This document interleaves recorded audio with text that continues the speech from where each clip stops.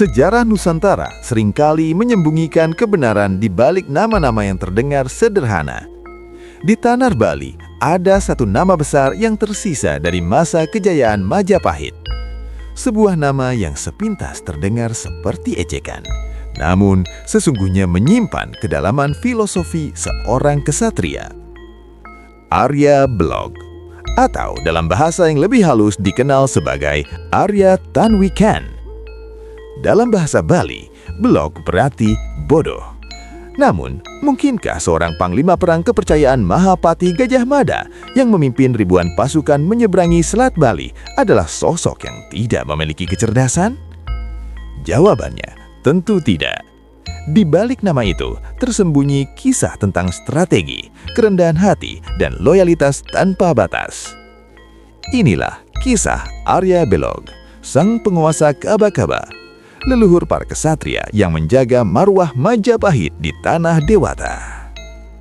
Untuk memahami siapa Arya Blog, kita harus memutar waktu kembali ke tahun 1343 Masehi, masa di mana kerajaan Majapahit di bawah naungan Ratu Tribuwana Tunggadewi dan Mahapatih Gajah Mada sedang berada di puncak ambisinya.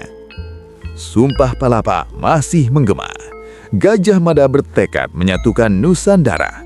Namun, ada satu wilayah penting yang saat itu masih berdiri tegak menantang hegemoni Majapahit.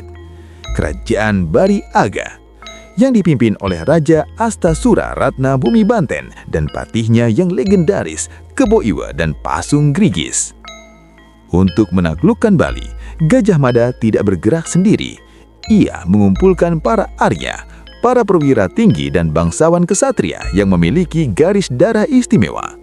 Berdasarkan babat Arya Tabanan dan babat Arya Sentong, Arya Blog bukanlah orang sembarangan. Ia adalah putra dari pejabat tinggi Majapahit.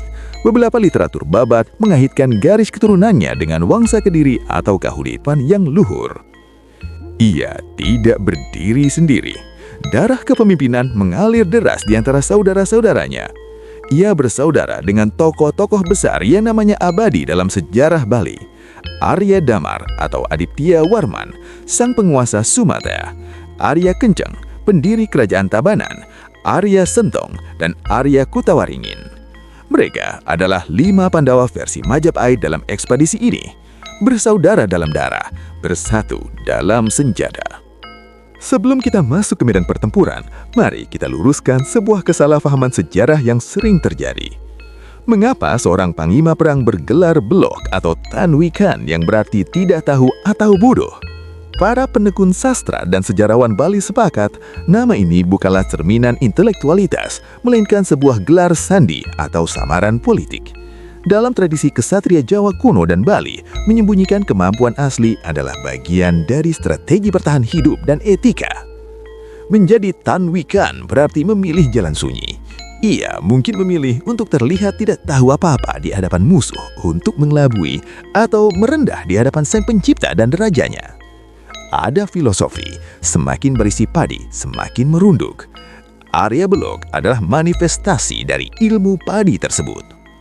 Fakta sejarah membuktikan tidak mungkin Gajah Mada menyerahkan ribuan nyawa prajurit kepada seorang pemimpin yang tidak cakap. Arya Blog adalah seorang strategi yang ulung yang menyembunyikan ketajamannya di balik nama yang sederhana. Tahun 1343 Masehi, armada besar Majapahit mendarat di pesisir Bali.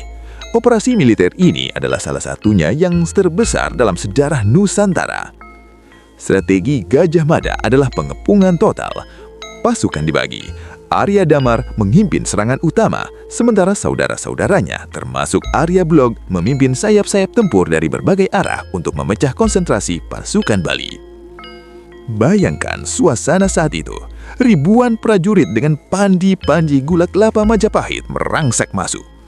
Arya Blog berada di sana di tengah debu pertempuran memimpin pasukannya menembus pertahanan musuh. Meskipun sumber sejarah seperti Kidung Pambat Cangah tidak merinci duel 1 melawan 1 yang spesifik untuk Arya Blog, keberhasilannya membawa pasukannya selamat dan memenangkan pertempuran adalah bukti kepiawaiannya. Akhirnya, benteng Bedahulu runtuh, Raja Sri Astasura Ratna Bumi Banten gugur atau moksa, dan Patih Pasung Gregis takluk. Bali resmi berada di bawah Panji Majapahit. Perang telah usai. Namun, tugas seorang Arya belum selesai. Tantangan berikutnya adalah membangun peradaban. Untuk menjaga stabilitas Bali yang baru saja ditaklukkan, Mahapati Gajah Mada mengangkat Sri Krishna Kepaksisan sebagai Raja Bali yang berkedudukan di Samprangan. Namun, Raja butuh para panglima untuk mengamankan wilayah-wilayah strategis. Disinilah peran Arya Beluik menjadi sangat vital. Atas jasa-jasanya yang besar, Mahapati Gajah Mada memberikan mandat kekuasaan kepada Arya Belok. Ia tidak ditempatkan di pusat kekuasaan, melainkan diberikan wilayah khusus yang subur namun strategis, Kaba-Kaba. Wilayah ini kini masuk dalam administrasi Kabupaten Tabanan. Babat mencatat, Arya Belok tidak datang dengan tangan kosong. Ia diberikan bekal pengiring atau rakyat sebanyak 5.000 orang. Angka ini bukan jumlah yang sedikit di masa itu. 5.000 orang ini adalah modal awal, terdiri dari prajurit, tukang, petani, dan seniman. Arya Belok tertransformasi dari seorang jenderal perang menjadi seorang administrator negara. Ia membangun puri atau istana, mengatur sistem irigasi dan menciptakan tata pemerintahan di wilayah Kaba-Kaba.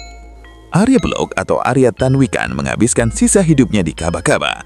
Ia menurunkan garis keturunan para gusti dan penguasa yang kemudian dikenal sebagai Wangsa atau Soro Wangsa Puri Kaba-Kaba. Hingga hari ini, ribuan warga Pratisentana atau keturunan Arya Belok saat tersebar di seluruh Bali.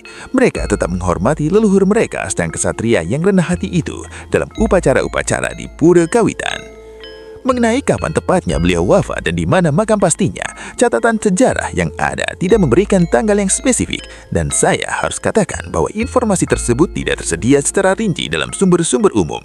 Namun, roh perjuangannya abadi dalam setiap batu bata Puri Kaba-Kaba yang masih berdiri. Kisah Arya Belok mengajarkan kita satu hal penting, bahwa kebesaran tidak harus diteriakan, bahwa di balik nama yang terdengar sederhana bisa jadi tersimpan kekuatan yang mampu mengubah sejarah.